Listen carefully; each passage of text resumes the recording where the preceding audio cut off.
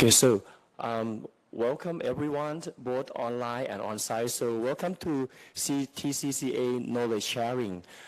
Today we are so honored to have Professor Ken Tai Young from the University of Sydney, Australia. So I'm just going to go briefly about the biography of our speaker today. Professor Young is a professor in the School of Biomedical Engineering and served as the Associate Dean for External Engagement in the Faculty of Engineering at the University of Sydney. In his role, he leads and manages external engagement activities and programs at the faculty level, contributing to strengthening partnerships and collaborations. He's also a member of the management committee of the Warren Center, which promotes excellence in engineering innovation across industry, government, and academia. Before joining the University of Sydney, Professor Young held prominent role at Nanyang Technological University, where he was the provost chair in the electronic engineering and director of the Center of Biodevices and Signal Analysis, and the program director of the Nano Electronics Center of Excellence. So today, Professor Young gonna be talking with us in the topics about net zero and how Australia is handling to accelerate this right now. So if you are ready, please welcome Professor Young. Thank you. Thank you. Can you hear me? Is it all good? All right. So first of all, I'd like to thank Dr. Sanchai and Dr. Acha, for hosting me in this beautiful campus over here. And it's actually been a great honor for me because I think I was actually having a Zoom meeting with Dr. Sanchai in University of Sydney a few days ago, and right now we are here in Bangkok in actually meeting. So again, I'm very honored to meet up all the colleagues in this NASDAQ and as well as other in the campus. So today, as you know, that I'm actually a professor in biomedical engineering, but yet a few years ago I was actually been given a mission, to lead a net zero initiative at the University of Sydney. So maybe today I would like to share a little bit of histories, a little bit of lessons of what we have actually done, over the last few years, where the Net Zero initiative right now is actually turned into Net Zero Institute. So today, I would like to start by saying that, I'm very honored to be representing over more than 180 colleagues across the universities who are actually part of the Sydney Net Zero Institute that opened early this year itself.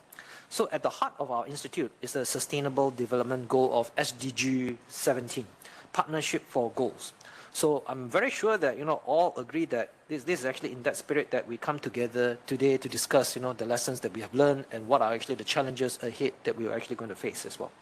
So I would like to highlight that both Australia and Thailand have committed to zero net emissions in a little over more than 25 years already from now. So earlier this year, I think that our governments, they've actually made up to reaffirm our status as a comprehensive strategic partners across a number of pillars, including trade and education, and as well climate, environmental energies, and as well a new pillar for collaborations on building capacities across science, innovations, and technologies. So I think that the major the net zero challenge is actually one of the cut across all this area itself, and it can only be tackled if everyone, academia, industries, governments, and communities are at the table together to actions a systems level change.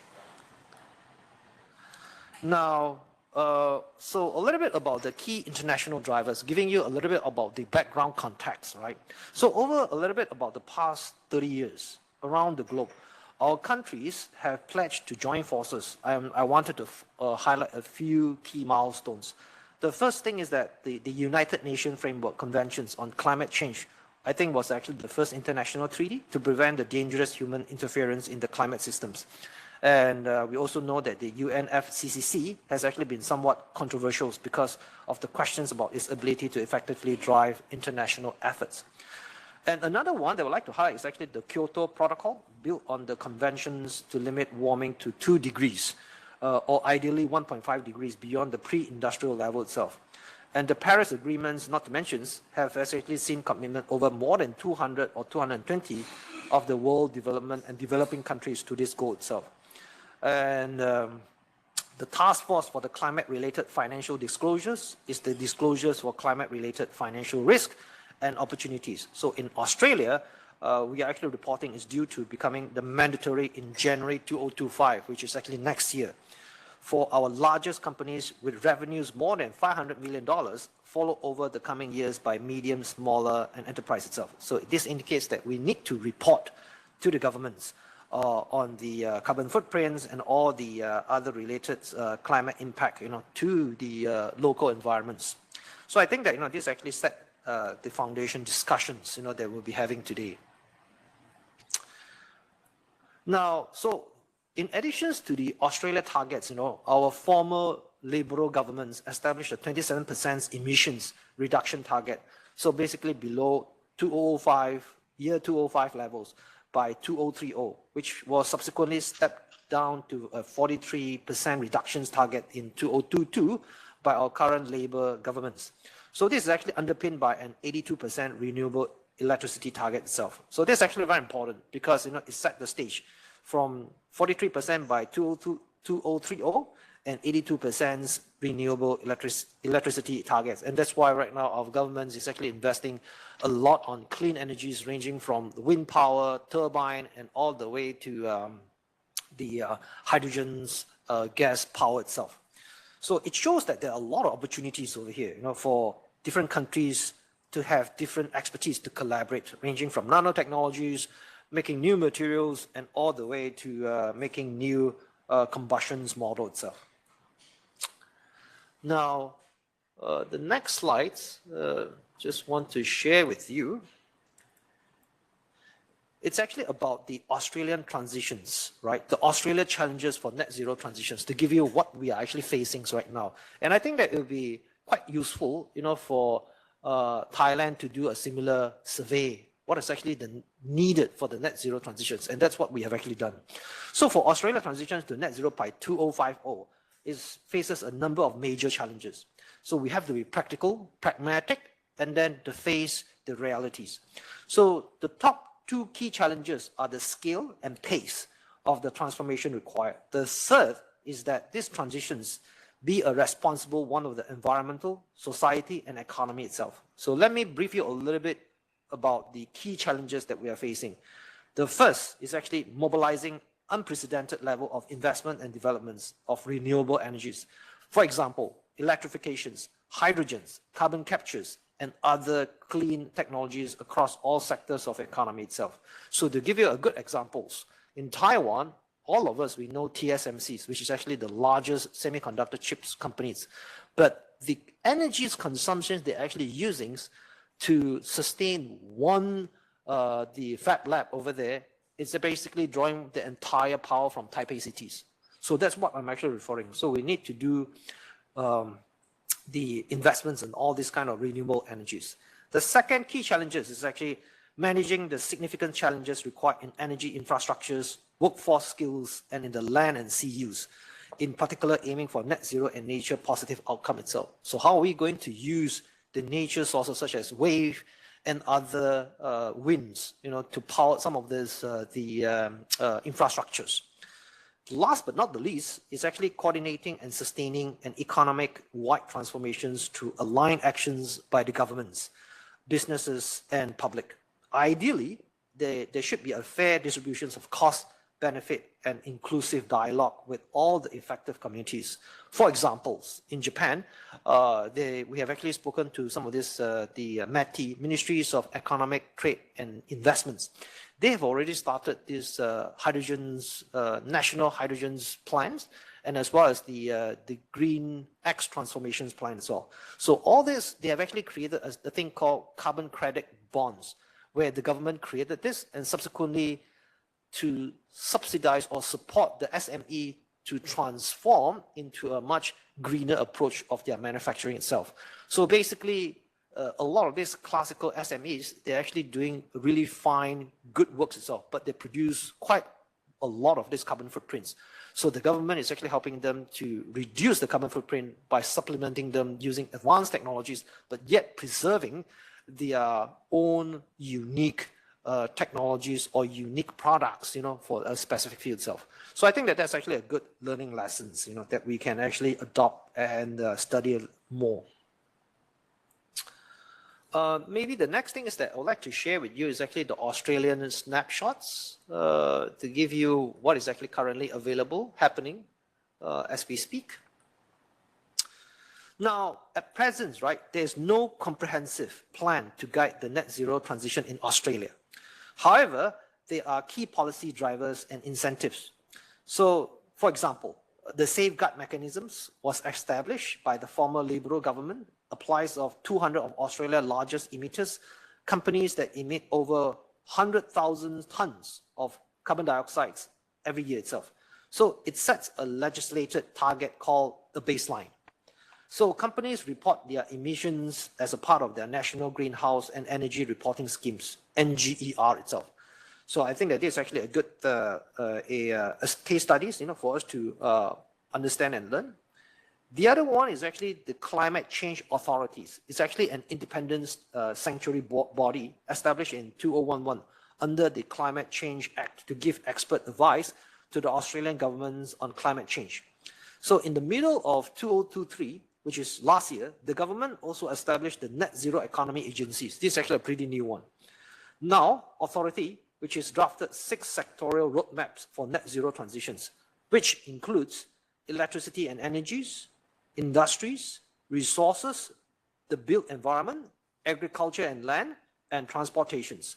So all underpinned by circular economy itself. So they are actually due to hand their draft reports to the government in this coming August.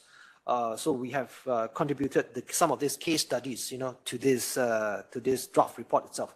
So we are very proud to say that, upon establish this net zero initiative and subsequently transition to net zero institute, it's actually creating a strong ripple effect, in our community itself. So I would like to select some of these other key initiatives to discuss a little bit more and share with you what is actually happening in Australia. Now, the first one I would like to discuss is actually the National Reconstruction Fund. So basically, this is actually focusing on industrial transformations.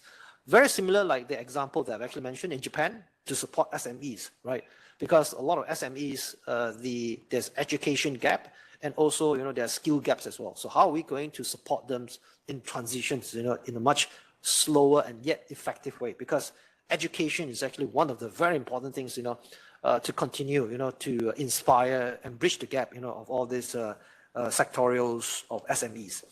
And the other one is actually rewiring the nations, which is actually a fund created, $20 billion, for electricity grid and upgrades.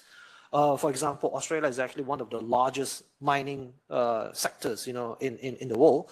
So obviously, this is actually very important because we have so many of these autonomous vehicles going into these mining sites, and you need to optimize the electricity grids upgrades. And not to mention that, the other one is actually powering the regions to support emissions reductions and new clean industries in the area itself.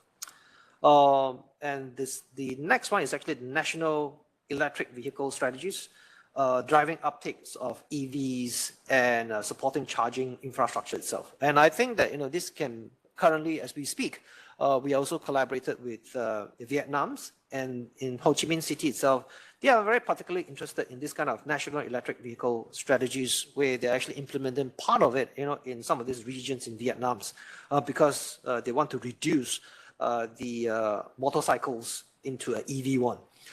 The next one is actually the boost to hydrogen exports through the Head Start programs. And I think that's very important because top 3 countries who are actually working in this area is actually South Korea, Japan, and Singapore. So they would like to boost the research in hydrogens, and as well as to collaborate with countries who are actually able to do green hydrogen exports or pure hydrogen export itself, because to produce hydrogens you need to use extremely clean waters.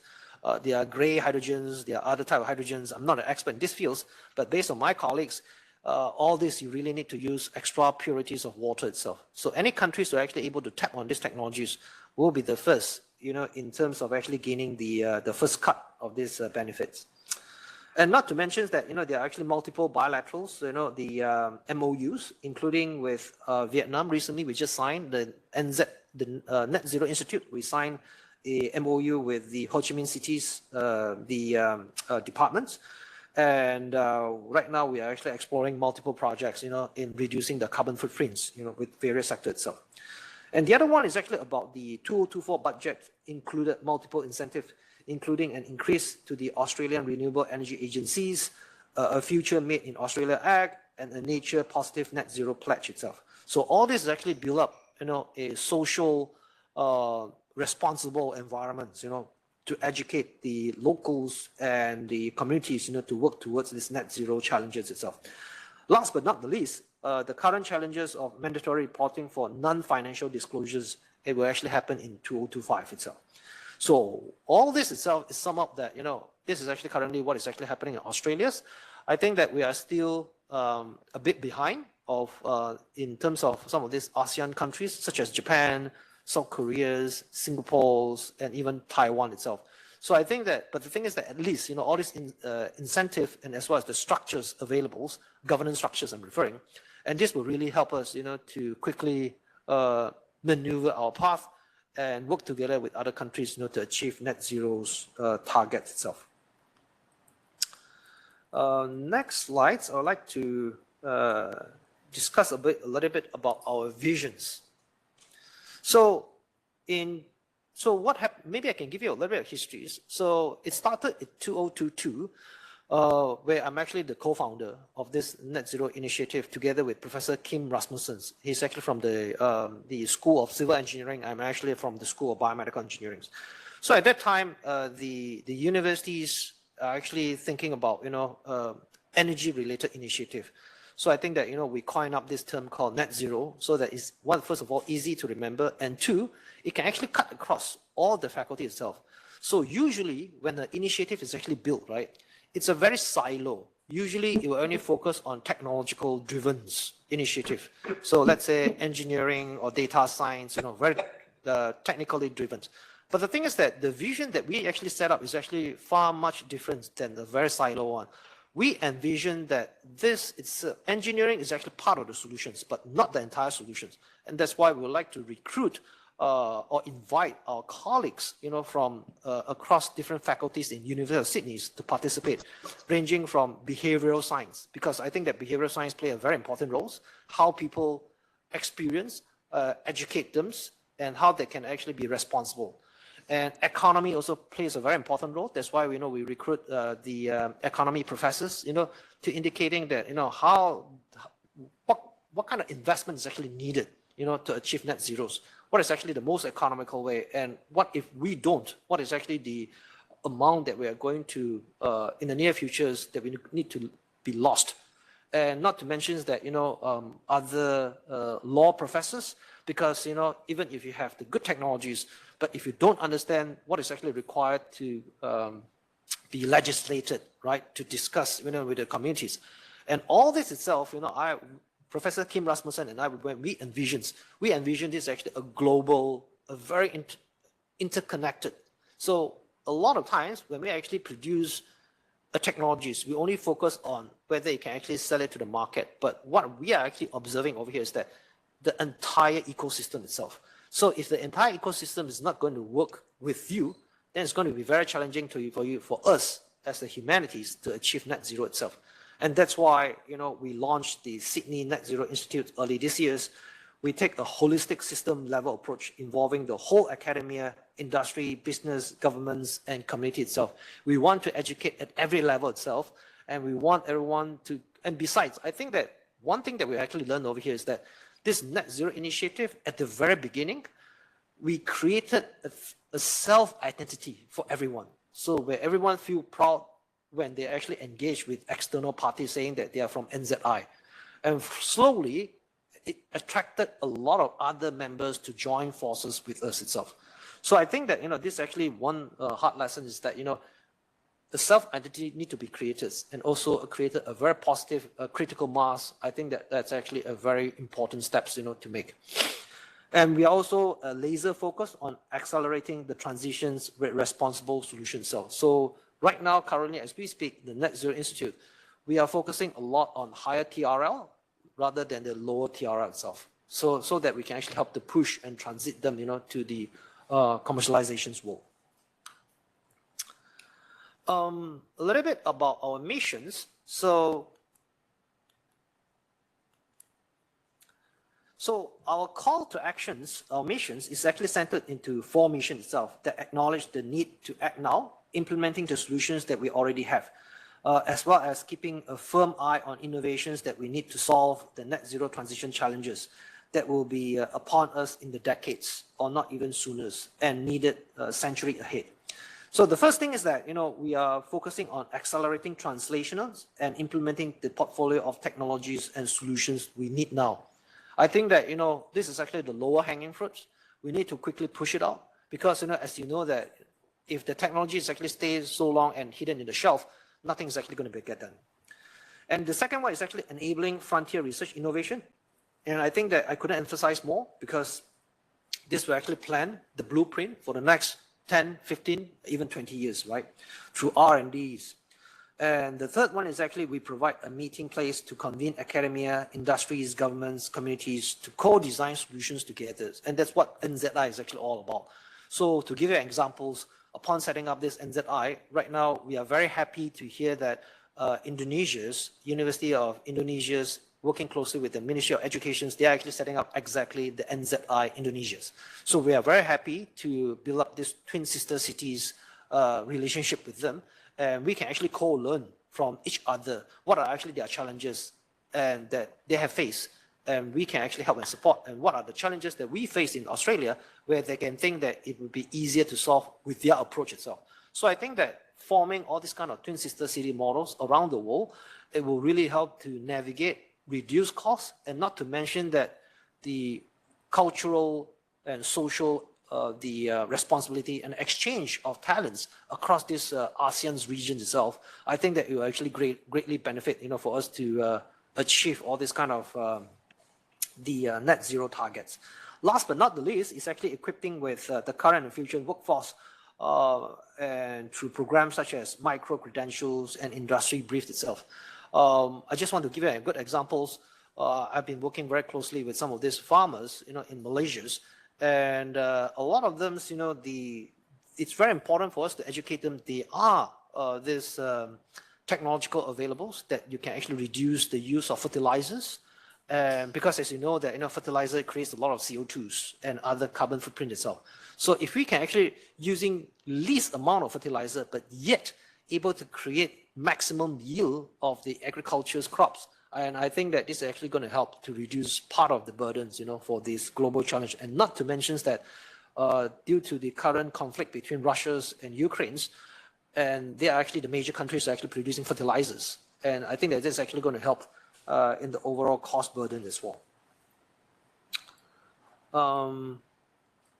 A bit about the how it works, our ecosystem. So this is actually the Net Zero Institute ecosystems.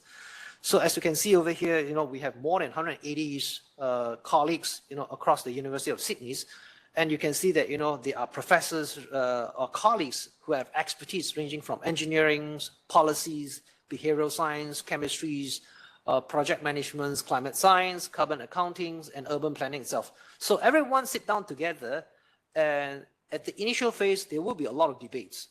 There will be a lot of this, the internal discussion itself.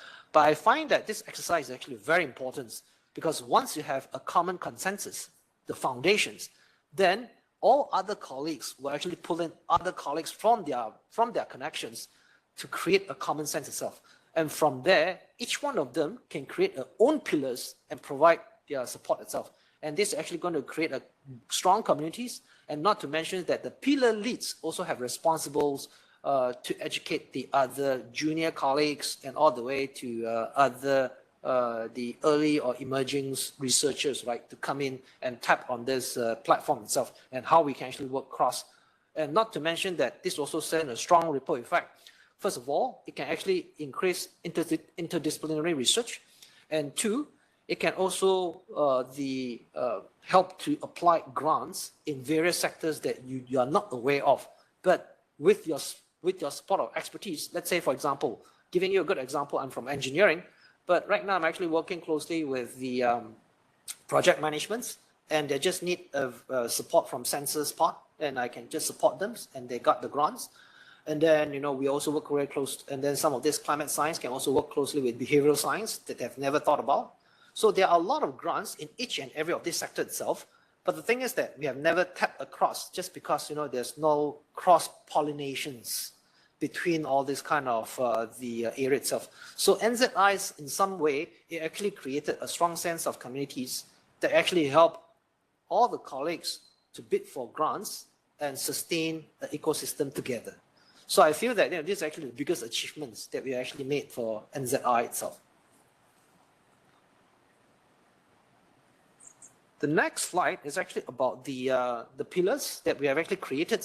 So we have four major multidisciplinary teams: climate change risk, greenhouse gas removals, demand reductions, and zero emissions and industry itself. And let me break it down into the next slide. So as you can see, this is actually a very interesting slide. So under these four major teams, that's how we the Net Zero Institute runs.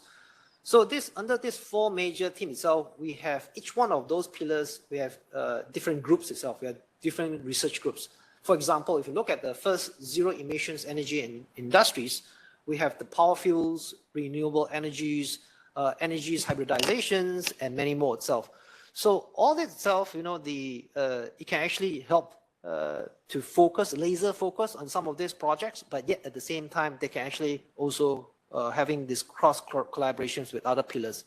Other pillars such as for example, the project in the climate change, net zero agricultures, or direct air captures in the greenhouse gas removals, and all the way to the demand reductions in electrification, circular economy itself. Maybe I can give you one example where I'm actually involved in the net zero agricultures, which is actually the second theme, the climate change risk itself. So as we speak, we are actually making autonomous robotic vehicles where they are able to move around in the agri-crop lands, where they're actually able to do the soil analysis to understand the microbiomes in the soil, and thereby giving the nutrition information to the farmers and allowing us to cut down the use of energies and overuse of fertilizers. So this is actually some of those the structures that we have, and of course, in Thailand, or in your institutions, you can actually create your own versions of this kind of different teams and even pillars itself that suits your own economies and able to drive innovations and commercializations much easier. And this is actually how it works. It's we like to call it the circular the systems or ecosystems. So, for example, when we actually consider solutions, we always we want to survey, co-design. It has to be a community-led research, because if it's actually not a community-led research, no matter what kind of solution you produce, the ecosystems or the market cannot digest the technologies that we have. And then, of course, translation and market is important to involve the finance support, from the universities, and not to mention that policy and legislations, from the law professors. And we also like to create micro-credentials, to continually support the local companies, to understand what it takes to achieve net zeros. And last but not the least, we think that capacity buildings is actually the most important one, because without the chemistry bondings that hold and gel NZI together, it's very challenging for us to walk the path to today itself, where we actually change from initiative to institutions. So I think that the determinations and cohesions, and not to mention that the strong chemistry bondings, I think that those are actually the key drivers that make us one of the successful institutions in UCIT. And I would also like to highlight a little bit on this net zero sprint that we created. So what happened is that our industry partners have actually expressed their great concerns regarding the mandatory reporting of climate related financial risk and opportunity that I've actually mentioned earlier on, that they have to report to the government's body itself. So to help them in this, our institutions has partnered with the Sydney Executive Plus from University of Sydney's business schools and HSBCs who are the members of our industry boards to develop a micro-credentials. So this is actually a practical course. It's very useful, pragmatic, that focus on how to report and act on the business carbon emissions and make the transitions to net zeros. So the last few weeks, our net zero institutions, our team have just finished the first sprint for 55 companies, including HSBC clients. And we are due to have the sprint at least another 2 more times this year to help more companies to prepare for the mandatory reporting in January 2025 itself. So we'll be very happy, to share this kind of courses, with our colleagues over here in Thailand or even NASDAQ. We can also have joint collaborations, that suit the Thailand's ecosystem needs itself. And in the next slide, I would like to discuss a little bit the part of our, well, I think that one of our major success at the very, very beginning of NZI, not even becoming an institution, because we set up these 2 important board over here. One is actually called the Industry Advisory Board, and the other one is actually called the International Scientific Board. So before we transit into the Net Zero Institutes, at the stage of initiative, Professor Kim Rasmussen and I, we think that it's very important to have these 2 boards. Why? Because the Industry Advisory Boards is actually, we included all these kind of giants companies, Hyundai, Viola, Rio Tinto, Wallis, Mitsubishi's. The reason is that all these giant companies, they are actually at the forefront of the market itself. And they are a very sensitive probes to let us know what will happen in the near future, what it takes to become net zeros. And that's why when we actually propose any solutions to them or any visions or any strategy to them, they will give us the strongest criticism, saying that, whether it will work or not work, because to them, it's a day-to-day fighting battles in the commercialization world. So unlike in the university or unlike in the institutions or unlike in the government sector itself. So they are actually the most sensitive probes.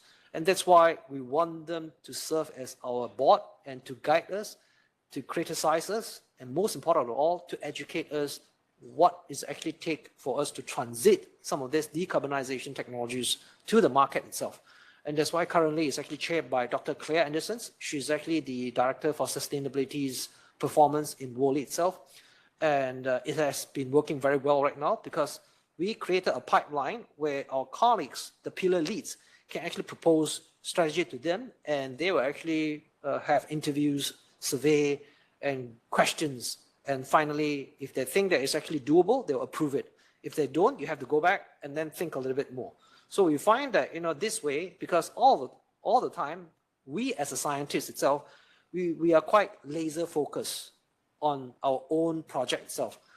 And sometimes the market doesn't seem to be able to digest our products. But the thing is that all this advisory board, they know the market and they can let us know that what it takes to quickly commercialize, and whether all this project, it takes another 30 years, for you to commercialize it.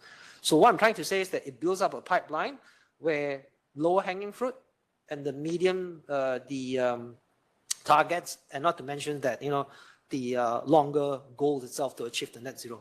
The other one is actually the International Scientific Board, currently chaired by Professors Alexandra Meldrums, and we also involve top universities across the world, Nanyang Technological Universities, Imperials, Yokohama National Universities, and my apology, I can't read the other one, a little bit far away, but in any way, so all these universities is actually working with us to evaluate our scientifically competitiveness in terms of this decarbonization technologies, power technologies, and whatever technology is actually related with Net Zero Institute itself.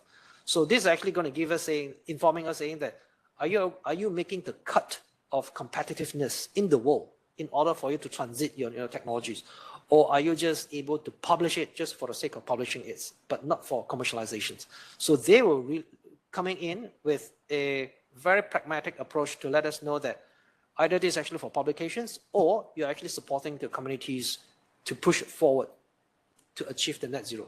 We find that this 2 board itself is actually going to serve as a good scale and a good cut, and at the same time, a good guide for us to transit each stages itself when we actually meet all these kind of challenges itself. So whenever we have challenges, when we discuss with them, all these are actually the powerful ideas, from these two boards, that support us, that really help us to pivot our ways in escaping a lot of these traps, in between itself. So we felt that this is actually a community power rather than a specific faculty-driven initiative.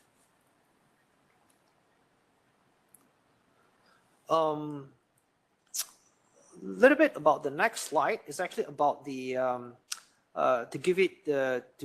to share with you is actually for this initiative itself. We'd just like to recap a little bit. One is actually we want to share knowledge and build an understanding of our portfolio and solutions. Two, to measure the technical readiness levels (TRL) of our solutions and test assumptions. And of course, we need to agree in a visible pipeline or project that mentions whether it's actually public, private, or philanthropic, investments. And of course, we would like to use the data to inform strategic, relevant, and timely advice. And we have also recently published a white papers working closely with all other agencies. And you can actually find it in our website, the Net Zero Institutes. And if you have any questions, please do let us know as well. And the paper also articulate our visions, for the Net Zero Institute as a change agents and system level change itself. So in summary, our countries, Australia's, or even around the globe, have committed to comprehensive strategic partnerships across a number of pillars. For example, the strengthening climate, environment, and energy cooperations, supporting science, technology, innovation, and developing digital transformations, reinforcing the regional and international cooperations, building knowledge and connecting peoples. I think that's the most important things, critical mass, enhancing economic engagements, and not to mention that it also involved defense and securities. And last but not the least, we felt that the net zero transformations present a challenge and opportunities. And this is actually one of our great times for us to solve as scientists. And this actually applies to all our nations. So with that, maybe I'll close here. If you have any questions, issues, suggestions, comments, I'll be more than happy to discuss. Thank you. Thank you, Professor Yong, so much. Can I have a round of applause for Professor Yong, please? So thank you very much for sharing us very great experience about what Australia has been done in order to support the net zero emission.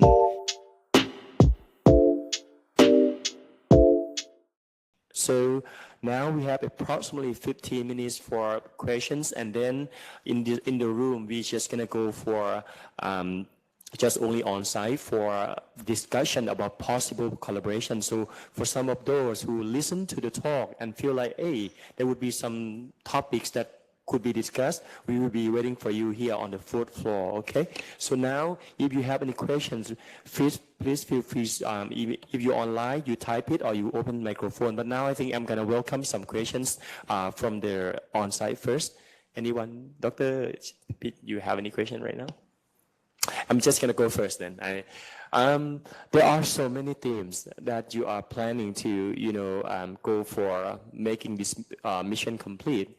So if go for priority with themes that you're gonna go first, like if you want to do collaboration, I think, for example, for Southeast Asian country, which theme that you think that there are some possibility that we can work together? Good question, Dr. Sanchai. Maybe I can go back a few slides. Let me go back a few slides over here. Yep, this slide itself. I think that in ASEAN over here, it's actually full of potentials. I think first thing is actually in terms of EV, which is actually under electrifications. And I think that the major thing is that actually so right now, a lot of this, the major carbon footprint is actually coming out from this, a lot of these vehicles, traditional vehicles. And I think that currently the EVs prices actually dropped so much. And I think that this is actually one of these ecosystems that we can work on. The other one is actually, I think that it's actually circular economies. I think that, for example, plastic has always actually been an issue.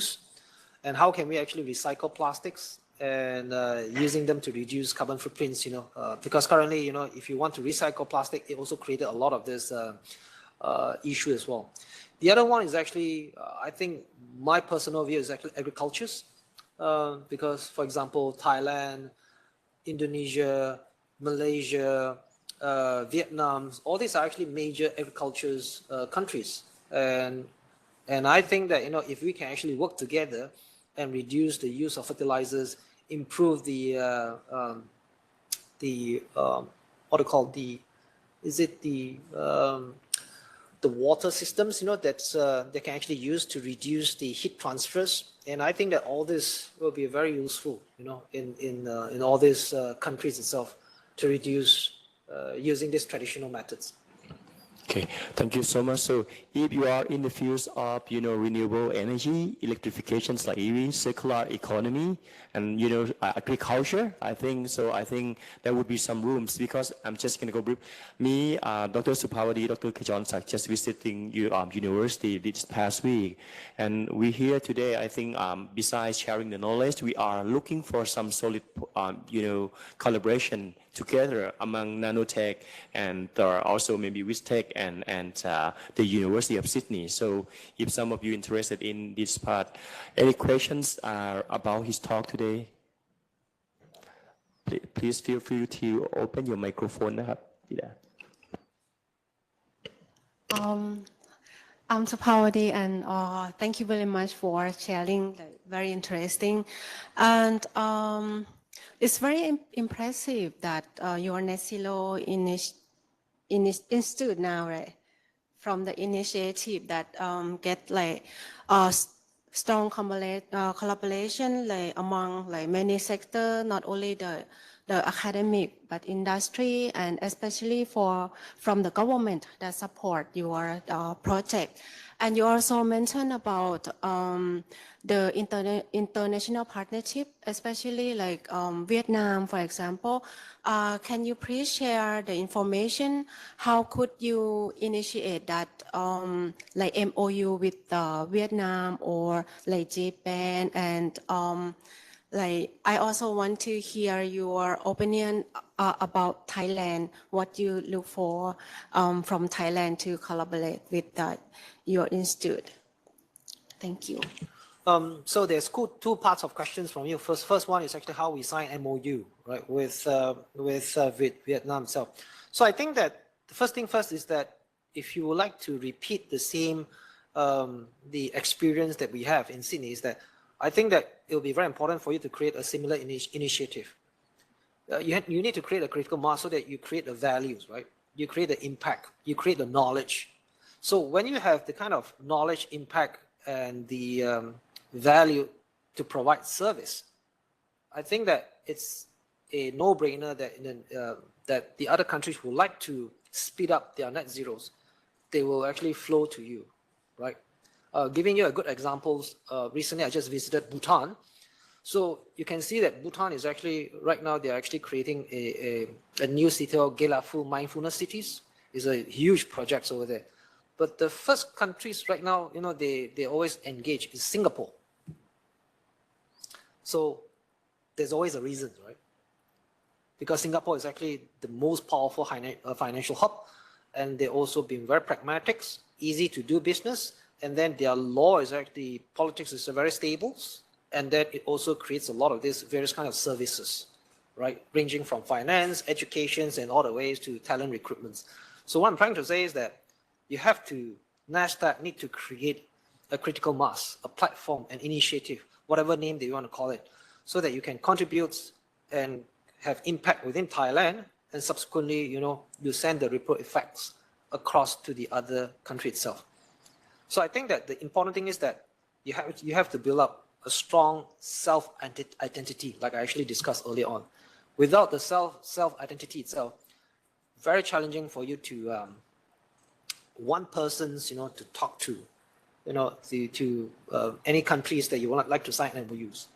It's actually about the expertise. It's actually about the belief. It's actually about how a group of Thai scientists who would like to have a visions on this itself have created a unique niche to solve these net zero challenges, so that they will always come to you.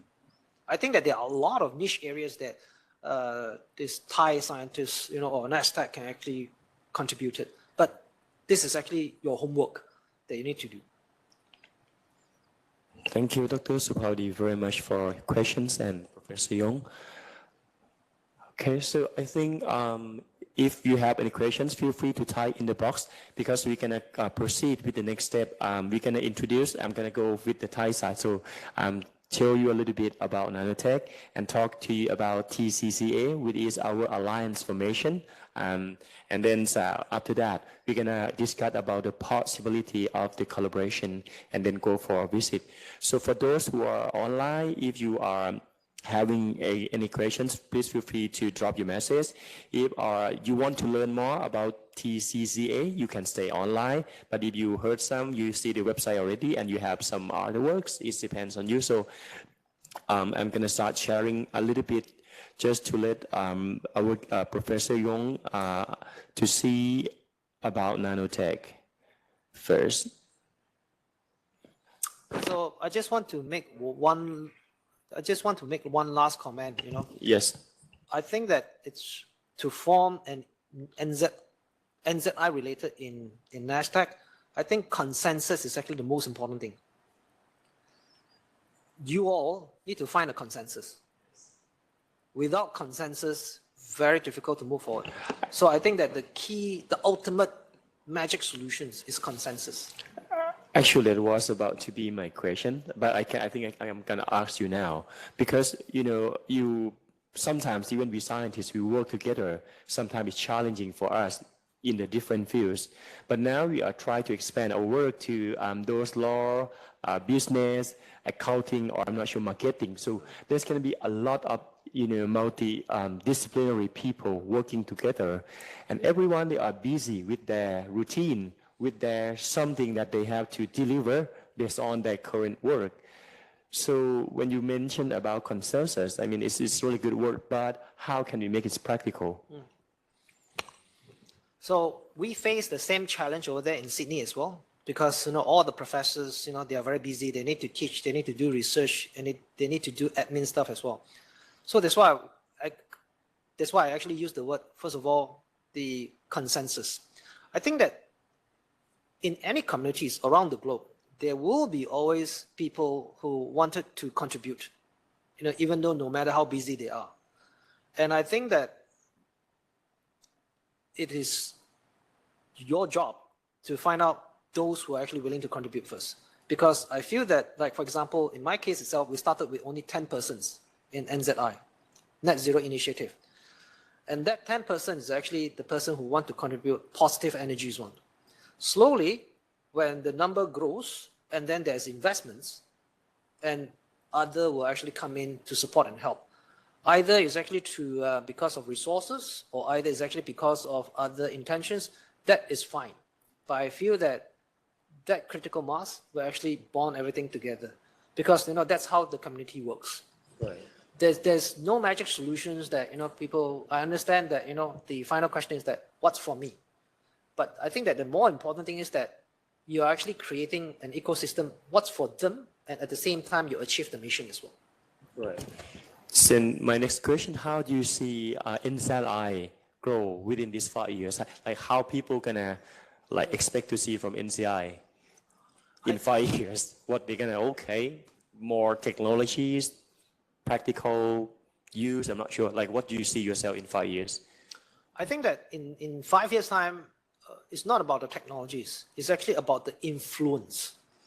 I think that our vision is that we would like to build net zero ASEAN so that we work together with Thailand, Indonesia, Japan, South Korea, Malaysia, and so that we can work together. As I mentioned, when we actually set up the NZI, right, it's not only engineering, it's everyone. But right now, you move beyond that, which is it's not only Australia, it's everyone around the world. So even if Australia is actually able to be successful, but that's no use at all, the reason is that if other countries don't reduce the carbon footprint. So how can we actually educate and be a global citizens in NZI so that we can actually transit and transform? I always believe that ASEAN have the strongest potentials to achieve net zero. One of the reasons is that because ASEAN is very cohesive, all the leaders are actually meeting every year together to solve major problems. And the most important of all, because of ASEAN's the programs, the economy have actually built up so fast. If you imagine that ASEAN is actually having one of the world's largest population in these areas, as compared to the West. So what I'm trying to say is that, if you look at what happens, right, within the last 50 to 100 years, ASEAN is actually a very stable, prosperous countries that actually been growing up. I do not want to go detail, but if you read the histories, hopefully all of you understand what I'm trying to say. ASEAN is a very, 3 words, peaceful, prosperous, and we know how to work within each other itself, as compared to the West. And that's what I'm actually very proud of ASEAN. Thank you so much, Professor Yong. Any final question or final thoughts from the online that anybody want to share before I'm moving to the next session?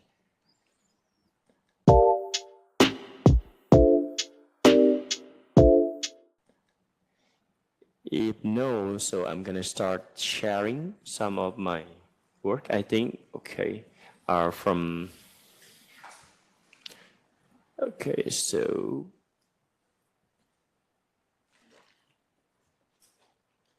it is มันไปไหม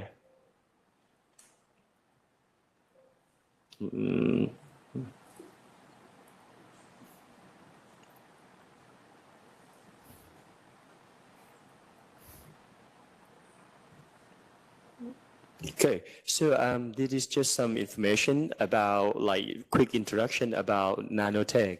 So nanotech is one of the research institute under recenter. So if you can see here the picture, sorry, it's moving a bit. I'm gonna go back. Sorry, it's delay. Okay, so nanotech is basically in this campus right here.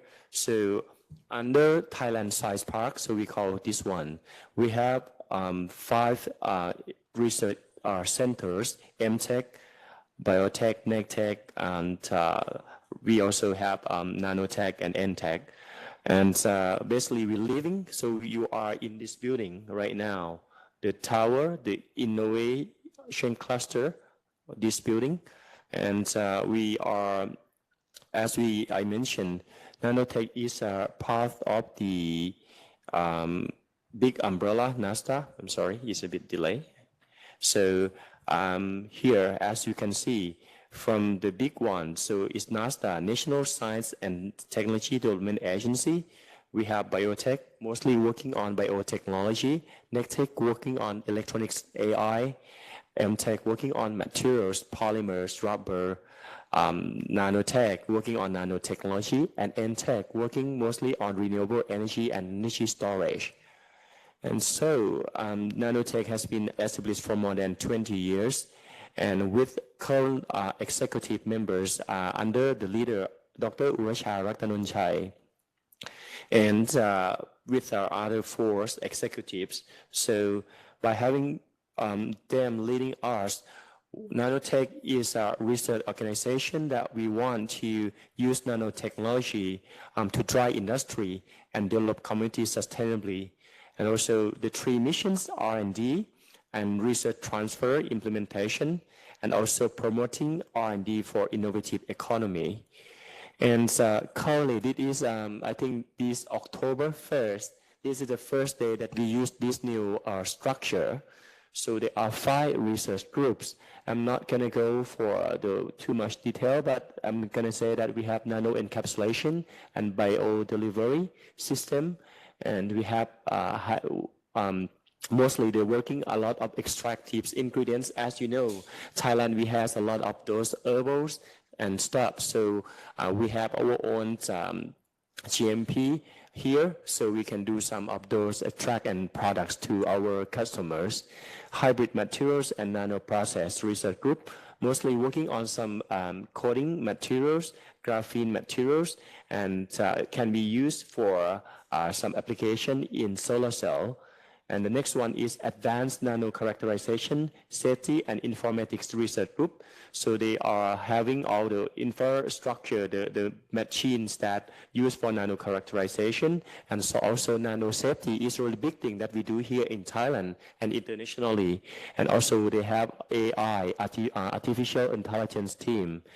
And the next team is Responsive Materials and Nanosensor Research Group. They doing some biosensors like looking heavy metals and try modeling process, many of those sensing process. And finally, our represent right now, most of us come from nanocatalysis and molecular simulation. This one is right now recently changing to nano catalysis and absorption and simulation research group.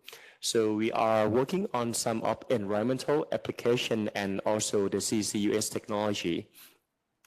So these just are some of the picture showing you there are 4 important fields that nanotech focused recently.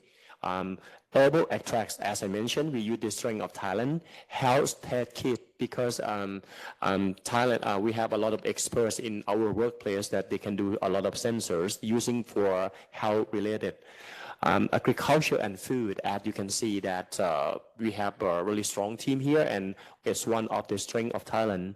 And water and environment, so that is what we're doing, CCS technology, and also some of the water purification, air purification here. And the next one is just some information about our network. So currently we are having because nanotech or NASA, we don't have our own students. So we have to work closely with our partner university among Thailand. So it seems that we have most of the university working with us. And also we're working closely with the private sectors, many companies, and our international partners also, including, I think, Australia and many other countries, as we're working closely with them. This just some other contact information. This is basically about nanotech. If you don't have any question, I'm just going to give you more about TCCA, but if you have any questions, go ahead. So because of this, then nanotech recently we just started the program for us to bring people to work in the CCUS technology together to address some particular problems and to follow the direction of the government as we have promised in COP26. Just my computer a bit slow. I think it's not waking up yet. So this slide is prepared by Dr. Kachon Sakfung. He has another important meeting, but hopefully he can join us for lunch today. So here is the Thailand CCS Alliance mission and strategies. So here, according to the promise, as I mentioned, so Thailand needs to go for carbon neutrality by 2050, and by 2065, it needs to go net zero GSG. So this is the promise that we made to the world. And then what we do, we try to see in terms of the CCS technology. So we look at the data from our country, that how much the contribution of any activities that contribute to CO2 emission, and how much what kind of activities that's currently helping to absorb the CO2. So we can see agriculture segment seem to be absorbed a little bit, but compared to the power, compared to the transport, the industry sector is not comparable at all.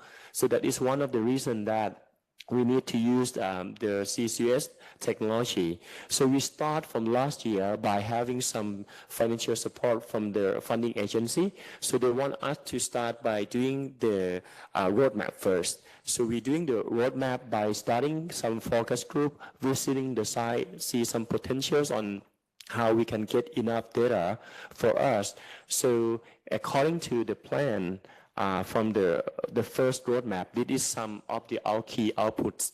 So looking at in terms of the technology, so we align between technologies and applications. So in the short term, by 2030, the technology that Thailand would be able to, develop into the real use, maybe carbonate, concrete, offshore pilot and demonstration plants, salt and zinc matching, doing some EOR, some of with the private sector in terms of application.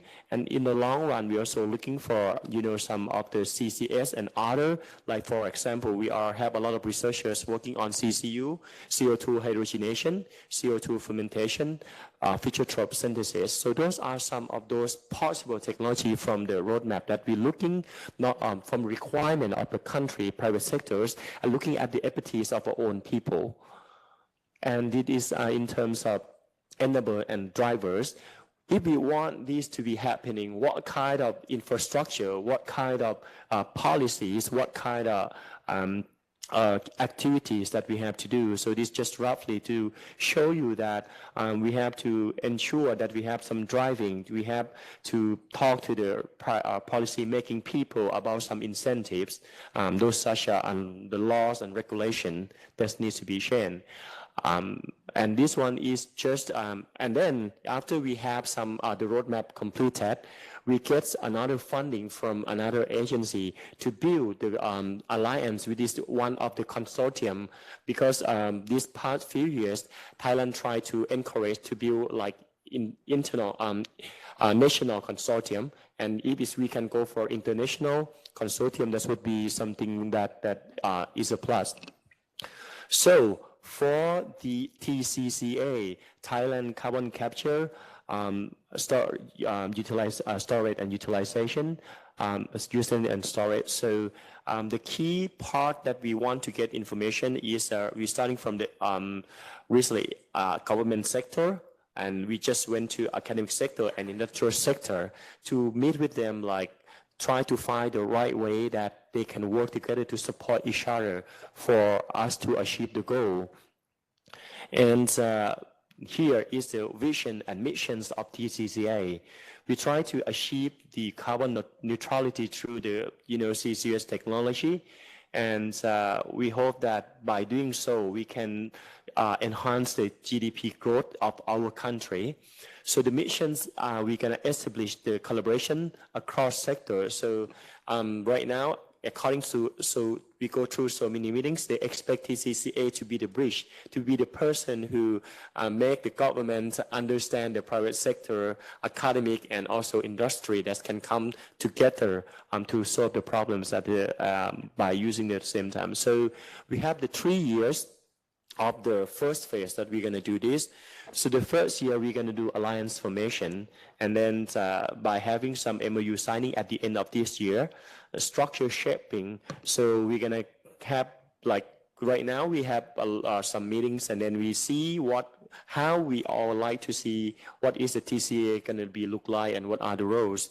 So, and then we're going to finalize our organization, what kind of structure, what kind of memberships, what kind of advisories board, or what kind of steering committees that we want to have.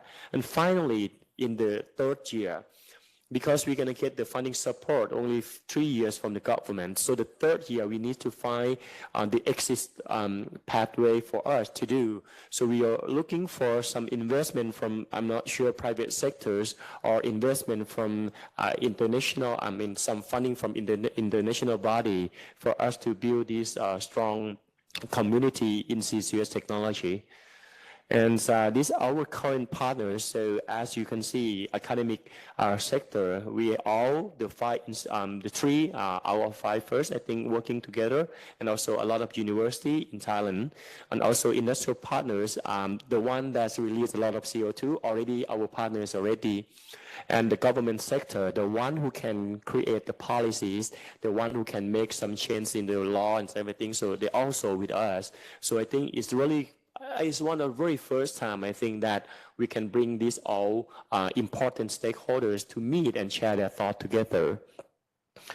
And here, there are some activities that we're going to do. I'm not going to go so much detail, but we're going to do alliance formation. That's what we currently doing. We do some policy recommendations, knowledge sharing. So today we are part of that. We want our researchers, our people to learn more about, make them aware more about what we are doing in terms of net zero and CCS technology and database. This is something that we might have Dr. Bunyarat right here. So he's be helping, working mostly in terms of database in Thailand. So we can discuss about that later. So that are some 4 activities that are the key elements that we're doing here. Some pictures showing that we have been visit some places that somewhere we found that they have the mature technology that can use CO2 from one process and then use as a precursor and to produce another product from another process. So I think it's going to the right direction. And there are some workshops that we did recently, like in Thai, but basically it's like LCA and CCS products that we try to educate Thai people. We're also doing some of the meetings with the expert in CCU knowledge sharing, and we have some driving CCUS industrial implementation and TCCA work plan. And also we have some of super critical pathways toward carbon neutrality by many experts around our country. And now we try to make some of the social and public engagement by having some the TCCA email, they can contact us, and also some websites and the Facebook. I mean, we still use some Facebook on that part. So then people can see our activities that we're going to do in the future. And yeah, so the work has been supported by PMUB. That's they're gonna support all the infrastructure, and that is the one that I also mentioning. We're doing consortium, international collaboration. This would be a really good funding source that we can discuss later on. And this pretty much about the presentation from Thai side. So any question? Yeah. No, thank you, Dr. Sanchai, for giving such a comprehensive presentations. At this stage, I don't have much the comments, but maybe just some not question but comments. So I think that the one of the slides that this year 1, year 2, year 3, things, and then you're mentioning about this exit plan, right? I think that it would be very useful for you to start at the very beginning, to do a survey. The exit plan survey, in the first year itself. And I think that this survey, you need to ask some of these companies, like leading consultation companies to do it. I find that it's actually very useful. They'll do a lot of this survey questionings and then see what is actually their willingness, if this technology is actually ready, available, for them to invest, right?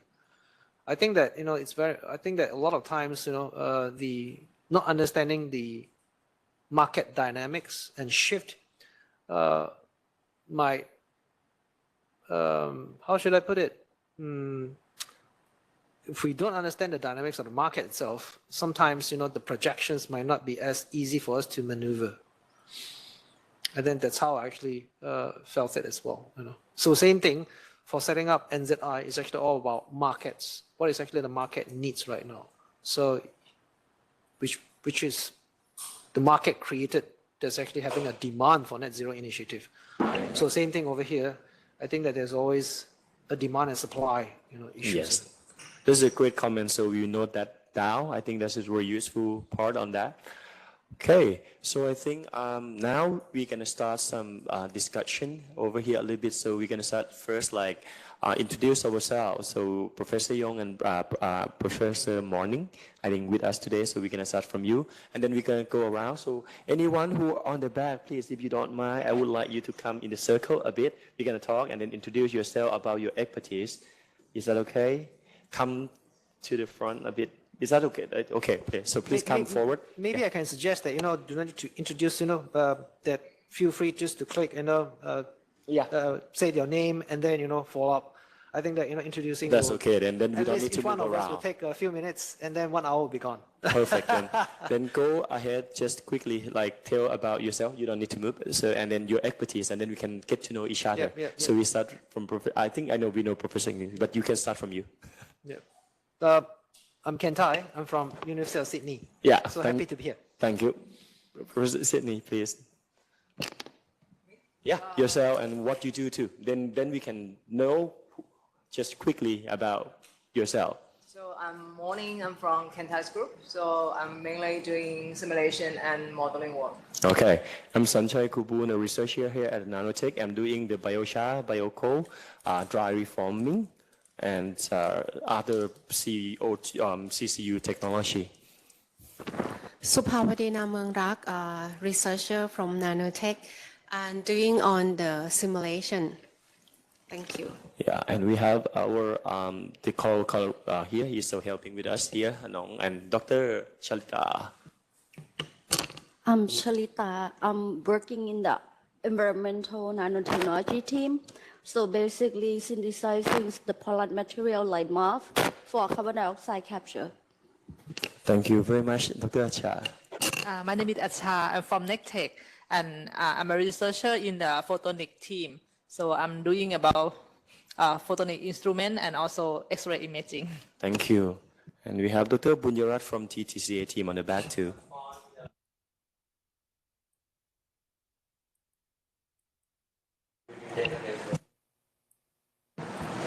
Yes, please.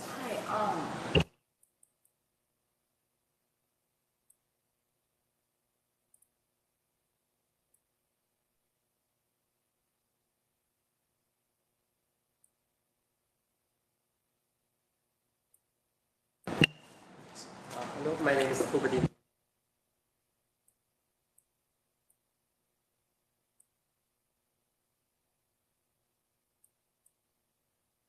Thank you. Good morning, I'm Sarah Ping. I'm a researcher here at I'm working on CCU and also doing TNT simulation.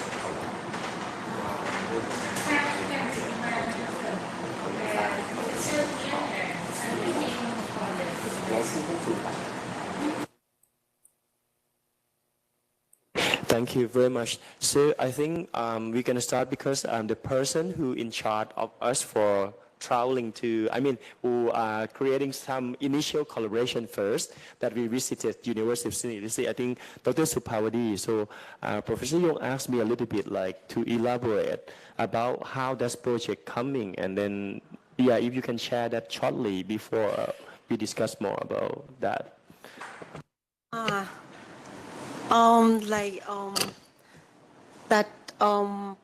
How can we collaborate with Professor Alejandro?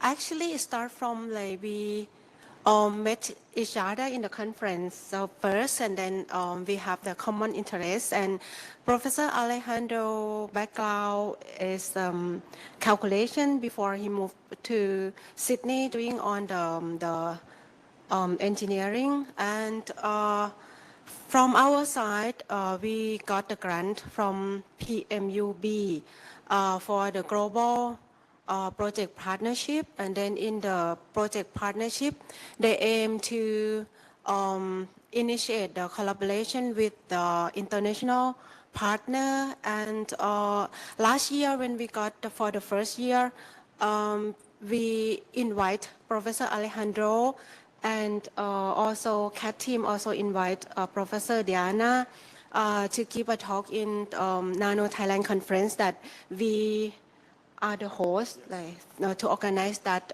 international conference. And in that meeting, and then we discuss, and then we apply for the global partnership phase 2, and then we start to have to discuss about how can we elaborate our collaboration. Right now, we just have the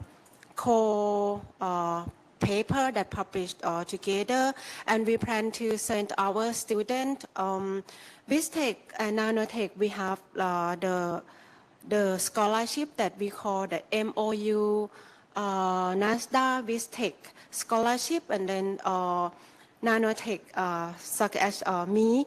I'm a co-advisor of a student in Vistech. So next year, start from January, we plan to send to student, the PhD student in this program, that every student in this program, they have the funding, the budget to do the research about for 2 years. So the student will spend 1 year each working with Professor Alejandro in the University of Sydney. And right now, we met last week, and then we knew that from Professor, I don't remember the name, that he in charge of the Asia like funding, and then he gave some news that the call that they opened for the international collaboration with Sydney gonna close on October 17. Yeah, so tomorrow we will organize the online meeting to discuss, and then we will try to submit there's some proposal to work together with also Professor David that we also met in the workshop. And apart from the Net Zero conference that we joined Professor Diana conference, we also organized a workshop in the Faculty of Engineering that we intend to like initiate a collaboration not only our team, but also with other people. That's why we met Professor David, Professor Huang.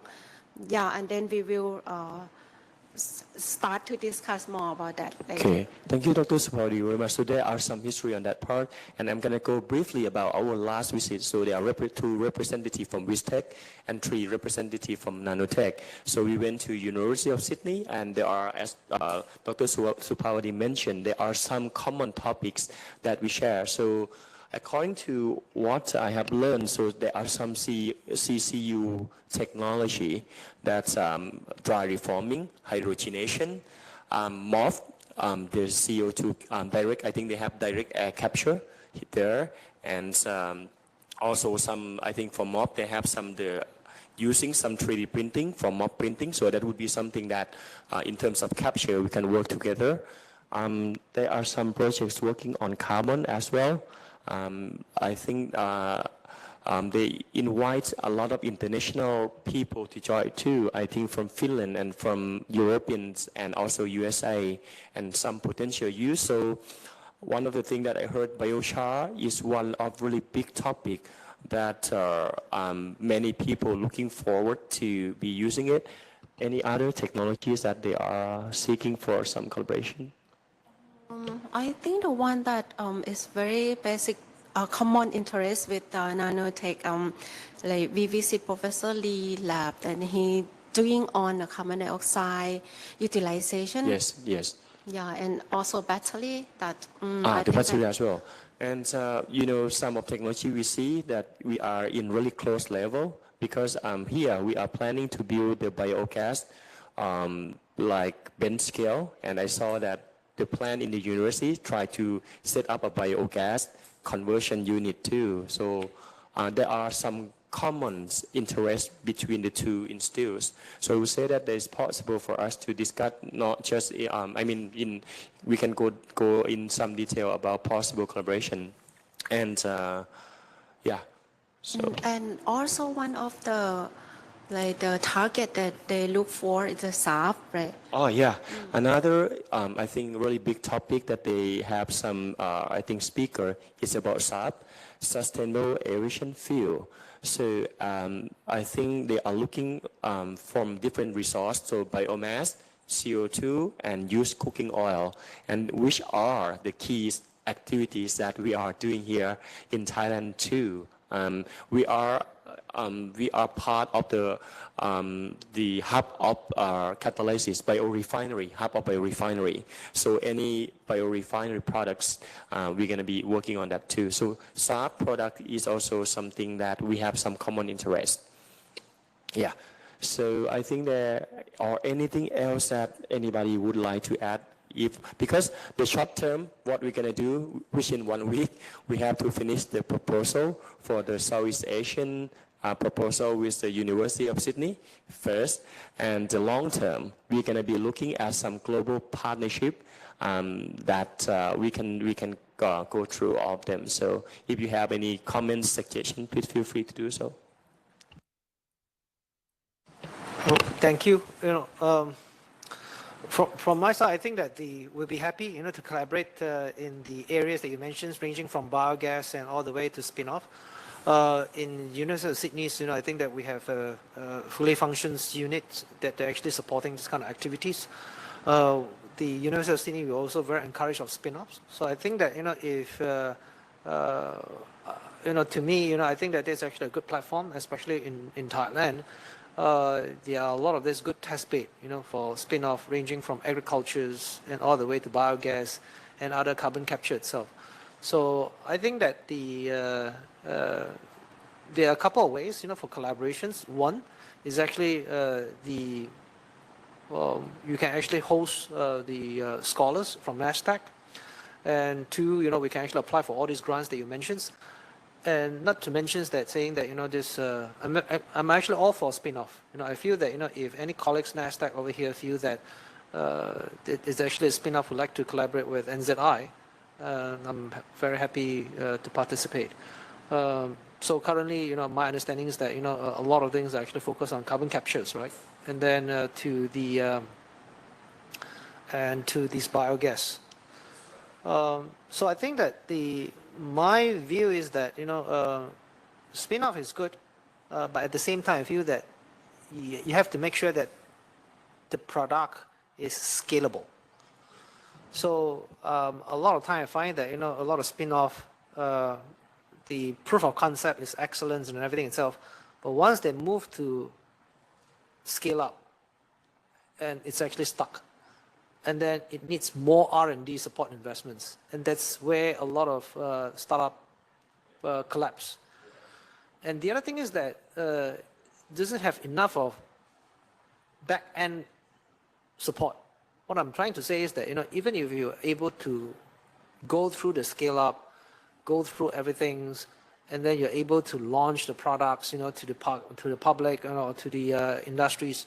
But the issue is that once they have problems, they need to call you, consult you, and that resources, if it's actually not enough, it also collapses. So because, it's actually all about supports, right? The tech support, right? So a lot of time I feel that, that the consumer is actually unable to connect with the tech support, unable to get the support that they actually needed, and slowly, they'll just face off. So I feel that, this spin-off itself, there's actually several of this. Till to date itself, the only company that I've seen that produces the most carbon footprint, but yet making money, is ChatGPT. Because imagine that ChatGPT is actually a very unique business model where one, you give them the data, and two, you help them to train it, and three, you give them the money. True. This is one unique business models. Yeah, that's true. That's so true. Everything, and then they get everything. They are sitting there, not sitting there, but yeah, they always innovate. But what I'm trying to say is that you are actually supporting them and helping them to grow the business. That's interesting, yeah, right. Okay, so another thing, Dr. Chalita is also working on some of the plastic materials, in which I saw one of interesting project there that they mixed the biomass and the plastic and used both of them to use as biochar or something. But Dr. Chalita, can you elaborate your work a little bit here? Basically, we digest some plastic like PET into the monomer. And luckily, those type of the monomers can be used as the linker for the moth, like JO66 or MU53, which is the thermostable, so it can be used in industrial. Our goal is that to invent a way to upscale it, so then it can be used in the P-pilot scale. So right now we have the productions of like at least an hour per 1 kilogram per hour, which is good enough for the synthesis. Some kind of the mob we have like like maximum is 20 kilogram per ounce in terms of production. So that is one way that we actually like recycle the plastic and then create the new materials that can be used for environmental applications. And with the reactor that we create, like a full reactor, we can actually use those type of technology to scale up like different kind of mold. So I was doing like some different kind of mold towards like a carbon dioxide capture as well. Yes. Yeah, thank you. Thank you. Yeah, please go ahead. Yeah, no, go ahead. Oh, yeah, very interesting projects. I think that I'll encourage you to, I don't know, have you spoken to Professor Diana Di Alexandro? So I think that maybe you can introduce her. Diana is actually working in very related fields on carbon captures as well. That's correct. So that would be some of the schemes that we can use as a feed for tomorrow's discussion. And I think some of the researchers here in Thailand that join us today, if interested in joining on these schemes, we'll see first. I mean, just let me know. I think you have my contact. And then tomorrow we can have some meeting. You can observe the meeting first if you like. But I'm going to go by the core team first, I think. And then we're going to let you know the result of the meeting. Hello, Wadikab. Okay. Sorry. Okay. So then I think we about time that we need to travel to the restaurant. So I think today we are so appreciate everyone for joining this meeting, and very happy to have Professor Yong and Professor Morning to come to visit Nanotech. We can come for the lab tour after lunch because the restaurant has been reserved, so we have to go on time. ครับขอบคุณทุกครับ Thank you everyone very much ครับขอบคุณครับ